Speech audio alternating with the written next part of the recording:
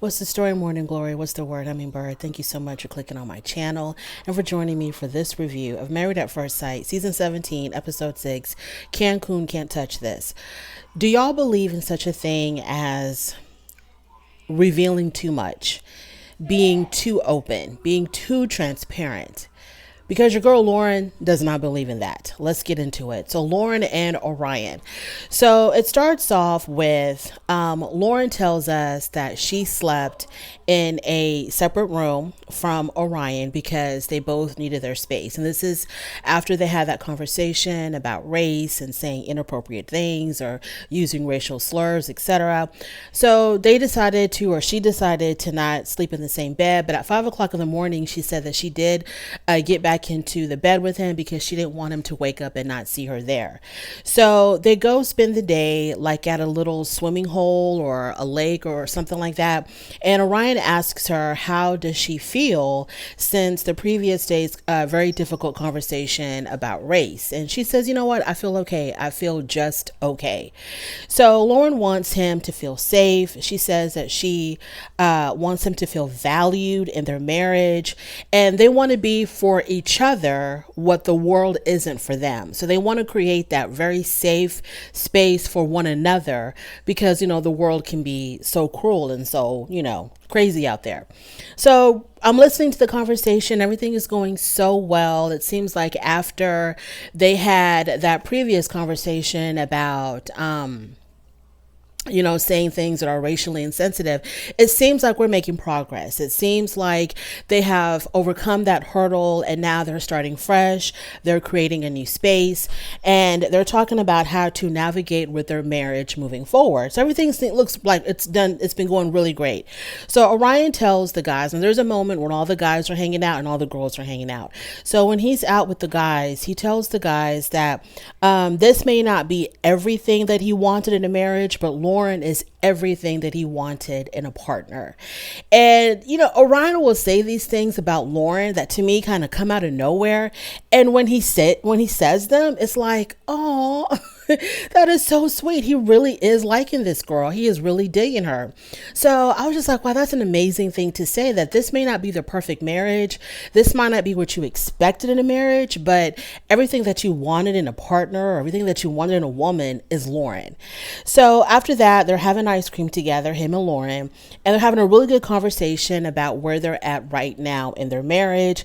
They're happy that, they had like a bump in the road, but they were able to have a conversation about it and they're able to move forward and they were able to see, come to the conclusion that they just really want the best for one another. There's no hard feelings between them.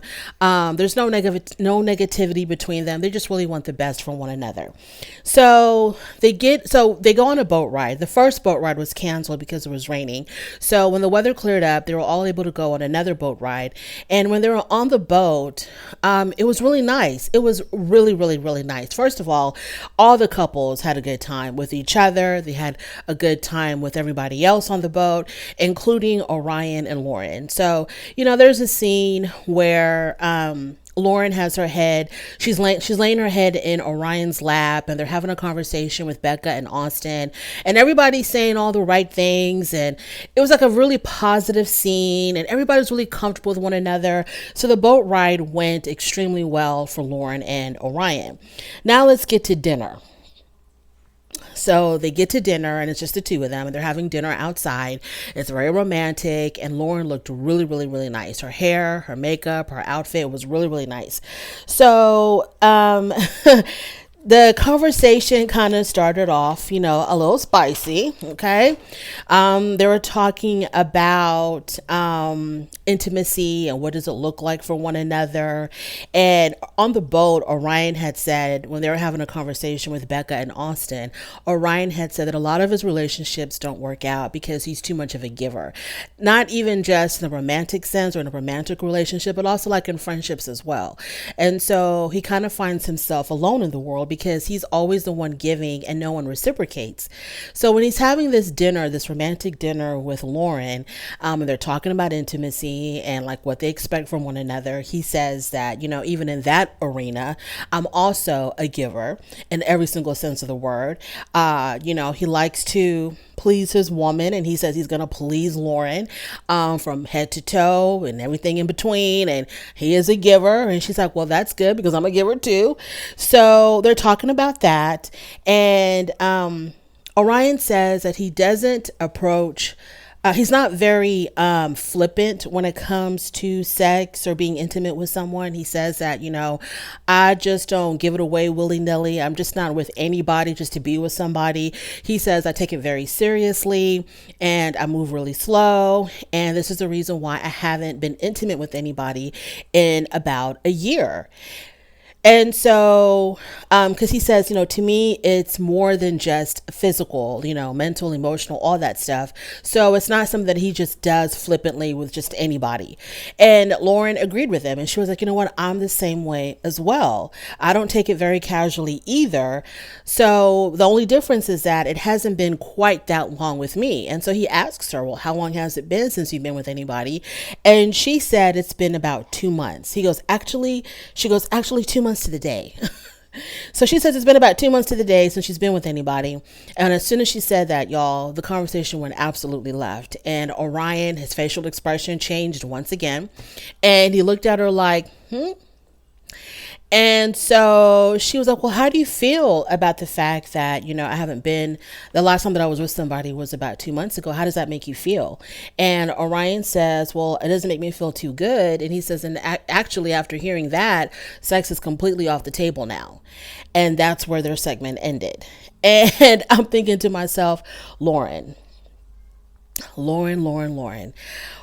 what was that going to add to the conversation? What was that going to add to anything at all? The fact that you have been with somebody as recently as 2 months. Now, Orion says to her, after she said that it's only been 2 months, he says to her, as soon as they told me that they had found a match for me, I saw myself as an engaged man. And so I wasn't going to mess with anybody else. And so Lauren goes the same, I wasn't with anybody after they revealed to me that there was a match. So I understand this need to be open and transparent and honest with your partner. I think that's important always. It's always important, but especially if it's going to add something to the relationship. If somebody asks you, if your partner asks you, what do you think about children? Or what do you think about gender roles? Or what do you think about, finances or whatever? Yes, be open and honest about that, because that's going to help the relationship one way or another. It's going to help the relationship because you need to know these things.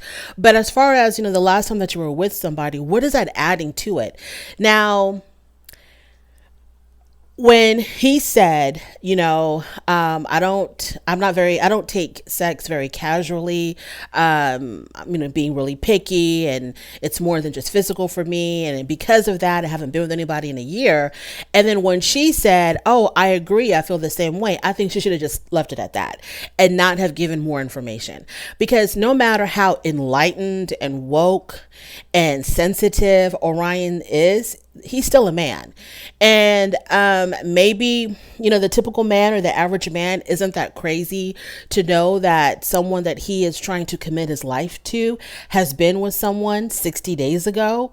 That's not going to sit well with the average man. I don't want to generalize, but maybe for the average man, that's not going to be readily accepted. Like, okay, so just 60 days ago, you were, rolling around in the hay with somebody, but now I'm supposed to see you as my wife. I'm supposed to see you as someone that I want to commit my life to. And she would have had the right to feel the same way if it was him that had been with somebody that recently. And I think this also had occurred on Married at First Sight. I think it was the Paige and Chris season. I think Chris, he had also been with somebody like really, really close to being featured on the show, and Paige really struggled with that. So I just feel like I understand that y'all were gonna be matched with a stranger, and it's not like your typical dating relationship. Y'all are actually married. But if you're out on a date, Lauren, would you have revealed that much information to just your date, to someone that you had known for 5 days? Because right now they've been married about 5 days or so. So would you have revealed that to someone that you had only known for 5 days? Is that, I don't know. I just didn't think it was that important for her to say it, because now his whole mood has shifted. He tells her, intimacy now is off the table, and now we're back to square one. They had made such big progress after they had that racial conversation, the conversation about race. They had made such big progress because that didn't tear them apart. It didn't tear them down. And maybe they're strong enough to also survive this. So we'll just have to wait and see. But homeboy said, okay, I ain't even trying to sleep with you now. And this is like after he got her all hot and bothered with all the things that he was going to do to her and how he was going to please her, and everything. Okay. She got all hot and bothered. And then all of a sudden he's like, you know what? I'm not even interested anymore. Forget about it. Moving on to Claire and Cameron. So Claire describes their relationship as being very serious. And she said that she wants to see a more playful side to Cameron. Now, as she says this, I'm thinking to myself, but Claire, you're not that playful either. You want him to be more playful and less serious. But to me, he has more of a sense of humor than she does. He's more playful than she is. So they decide to go do this paint activity where you're painting, but then it can turn into like a paint fight as well. And they had a lot of fun. So she did see the playful side of Cameron in that activity, and they did have a lot of fun doing that. The funny thing about Claire and Cameron is that they both wonder if the other one's attracted to them, and they're actually attracted to each other. It seems like she's attracted to him, but she doesn't know if he's attracted to her. He's attracted to her, but doesn't know if she's attracted to him. And it's just really strange to me how it's like, well, I don't know how he feels about me, and he's like, I don't know how she feels about me, but they feel great about one another. So then when Claire spends time with the girls and they're all talking about, their relationships and where they're at, Claire tells the girls that she really struggles with physical affection and being like, to be like touchy-feely with your partner. She really struggles with that because she says she's dated the kind of guys that didn't want to take her out in public or something. They didn't want to hold hands in public. She dated these jerks who, for whatever reason, didn't want to be like publicly affectionate with her, which is strange because she's a very pretty girl. So she kind of struggles with that. She's not used to that. And so the girls give her advice, and they're like, maybe you should initiate it sometimes. And I think she even went as far as to say, well, he doesn't initiate it with me. And they're like, but he does, because when we were all together in the lobby before we left for the honeymoon, he actually had his arm around you and his body was turned towards you. So yeah, he is initiating physical touch. So they tell her, maybe you should initiate it, or if he does it, reciprocate, etc. So later on, her and Cameron are having a conversation in the hot tub, and it was a really good conversation because they talked about their different communication styles. And he says to her that it wasn't until I met you that I realized I'm not that great of a communicator, because you're a much better communicator than me. You're much more open than I am. And so I know that I got to step it up. And she did appreciate that. And she's like, well, there's nothing wrong with you not being as communicative as I am. It's just that we're different and we're learning from each other. So that was a really good conversation. Now, when they were on their way to the first boat ride that got canceled by the rain, everybody's sitting in this bus. And of course, Cameron and Claire, they're sitting together side by side. And at some point, Cameron had moved to the seat across the aisle from her. And it was very obvious that he wanted to stretch his legs out, because that's the first thing he did when he moved. And she was like, why did you move? And he said, because I need to stretch my legs out. And she said, well, you could have stayed here and stretched your legs out in the aisle.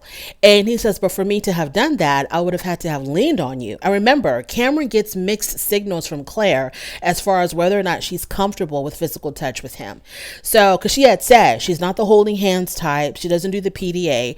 So he's confused, because in one sentence she's like, well, I don't do that, and the next sentence she complains that he doesn't do it enough for her, or he doesn't reach out and hold her hand enough. So he's not sure. So he just wants to respect her boundaries. So she's like, well, you could have leaned on me, that would have been fine. And so he moves over to sit next to her, and he tries to lean on her so he can stretch his legs out in the aisle. So Okay, that was good.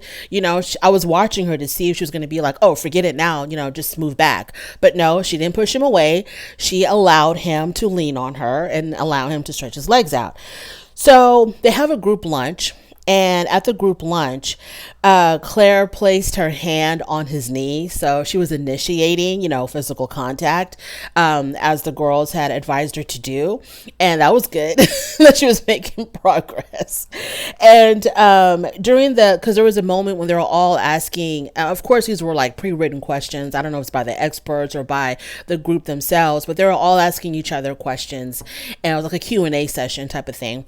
And during that Q&A session, Cameron had shared a lot about himself and his past, how he was a troubled teen. He was always getting into trouble. He didn't like school. He was cutting up. And then his parents got a divorce, etc. So he was sharing a lot about himself. And Claire said that it made her feel more connected to Cameron, that, he had shared so much. So I'm thinking, okay, another check mark. Y'all are doing really, really good so far. So on the official boat ride, they talk about how they have progressed in their relationship, which they've had, because he said that, waking up this morning, we are in a completely different space than we were just yesterday.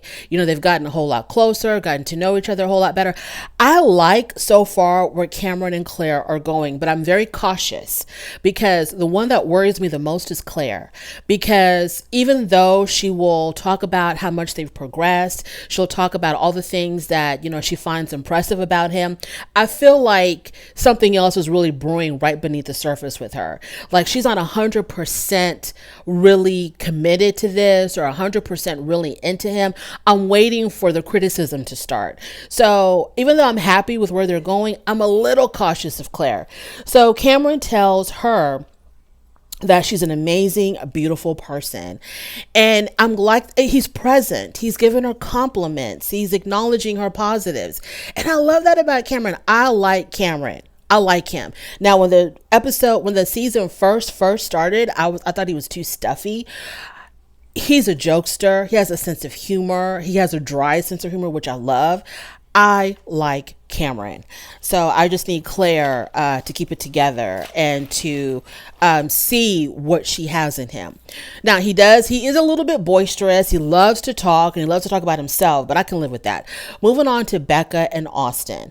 So when Becca's hanging out with the girls, she tells the girls that everything is so wonderful with her and Austin that she's basically waiting for the other shoe to drop. She's waiting for something bad to happen because it just can't be, this good. Like it's too good to be true. And when Austin was hanging out with the guys and they asked him, so where are you and Becca right now? Austin didn't say much. He didn't say nearly as much as what Becca told the girls. He was basically like, oh, everything's fine. We're good. And so later on, him and Becca are hanging out in the hammock and they are trading notes about, their time with the girls and their time with the boys. And Austin tells her, well, when they asked me how me and you were doing, I didn't want to say too much. I didn't want to talk about how well we were doing because I didn't want them to feel bad. And Becca was like, huh? And I was like, what? And so Becca was like, well, just because you dim your light, it doesn't make their light any brighter. So there was nothing wrong with you talking about how well we were doing. Like, why does Austin care about how someone is going to feel about him and Becca doing well? It's not going to change whatever's going on with the other couples. If they're struggling, they're struggling. If they're doing well, they're doing well. How him and Becca are doing isn't going to have any effect on anybody else's relationship. So I didn't understand that. But yeah, he was like, yeah, I didn't want to say too much because I didn't want to make him feel bad. I didn't think that it was right for me to talk about how well we're doing. And I just didn't understand that at all. So, when everybody was on the boat ride, I really thought that it was just a really beautiful moment. I love that boat ride because everybody was doing so well. Everybody was connecting with their partners, connecting with the other couples. It was a really good boat ride. Moving on to Emily and Brennan. So poor Emily. So Emily, she sprained her wrist. And she was still willing to go out and do water activities with Brennan. That did not stop her. So Brennan was impressed with her that she was still willing to go out and have fun. And she wasn't going to let her sprained wrist get in the way. So she tells the girls when she's hanging out with the other girls, she says, because they asked her, they're like, Emily, you're the one that's never been in a relationship. So how does it feel now? You're like a full blown wife and you're in a marriage.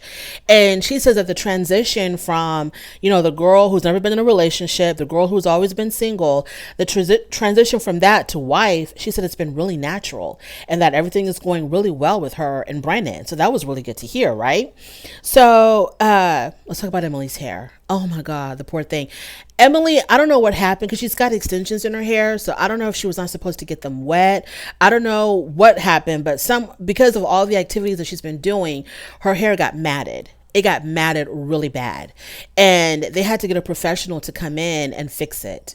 So the professional came and he basically had to cut out all of her extensions and he probably had to cut out a lot of her hair as well. But she just kept on trucking. She was like, oh, well, this is what I got to do. But it didn't stop her from having fun. She didn't have a nervous breakdown. And Brennan noticed that, acknowledged that and told her that I think it's so cool that, you had a sprained wrist, you had the situation with your hair. And despite all of that, we're still having a good time. You're still, very positive. And I totally agree with Brennan because I know that there would have been the typical person on this show, not in real life, but the typical person on this show who went through the things that Emily had gone through, they would have shut it all the way down. They would have gone back home. They would have boo-hooed. They would have been the biggest party pooper. They would not have wanted to do anything. And then if he would have suggested doing something, they'd have been like, oh my God, can't you see my hair's matted? I can't go out and do anything. So the fact that she still kept it trucking. She was still in a good, positive mood. And girl, Emily, good for you. Good for you. I was really impressed as well. So he tells her that, he's beginning to trust her more. He's beginning to feel more comfortable around her and that she's getting closer to being part of his like inner circle. And so she made a comment. She was like, well, I'm not there yet, but I'm just getting close. I'm like in the outer ring. And she's like, you know what? That's fine. I can take it. Anybody else probably would have been like, in their confessional, I'm his wife. I'm supposed to be in his inner circle. But she was like, you know what? That's how it feels. That's how it feels. I'm going to take it. It's okay. It is what it is. I can't change it. So Emily is also growing on me.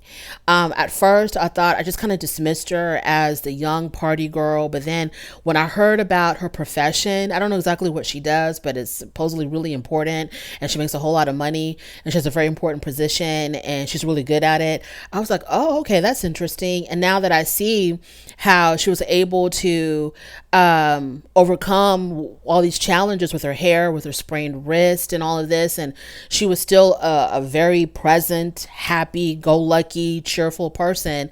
Emily's kind of grown on me. She's more than what I expected her to be. So yeah, she is growing on me. I do like her. So that is my little review, y'all, for Married at First Sight. Thank you so much for joining me. I really do appreciate it. On your way out, please don't forget to rate the video if you like this content, subscribe to my channel, and I'll definitely talk to you later. Bye.